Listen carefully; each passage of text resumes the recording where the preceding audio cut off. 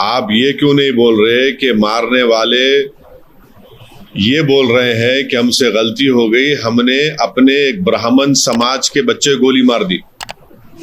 या पूरा बोलो ना, क्यों आपको डर क्यों हो रहा आपको? ये इसीलिए किसी शायर ने बड़ा सही कहा था कि लगेगी आग तो आएंगे सब घर जद में, यहां पर हमारा मकान थोड़ी है। अब अफसोस की बात यह है कि उन जालिमों को एक मासूम बच्चे की जान लेने के बाद कह रहे हैं कि हमारे से गलती हो गई, हम एक ब्राह्मण को गोली मार दिए। अरे तुम एक इंसान को मार रहे भाई, उन्हें ब्राह्मण हो, हिंदू हो, मुसलमान हो, उन्हें इंसान है। ये लोगों को, ये जो सो कॉल्ड गाय रक्षक हैं, ये राक्षस हैं। इनको हरियाणा की सरकार ओपन छूट दे चुकी है, इनको रोक ही नहीं लगा रही। इनके पास वो बंदूक कैसी आई? अगर आर्म लाइसेंस दिया तो किसने दिया उनको आर्म लाइसेंस? वेपन कैसा है उनके पास ये?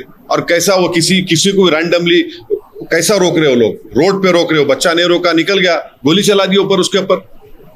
एक माँ अपने एक भाई अपने घर में एक बच्चा की मौत हो गई, चाहे वो किसी मजहब का हो। तो ये हरियाणा सरकार जो है इस तरह के राक्षसों को प्रमोट कर रही है, इनको वेपन्स दे रही है और उनको रोड पे खड़ा कर रही है। क्या पुलिस क्या अपनी ड्यूटीज क्या पुलिस हरियाणा इनको दे चुकी है क्या?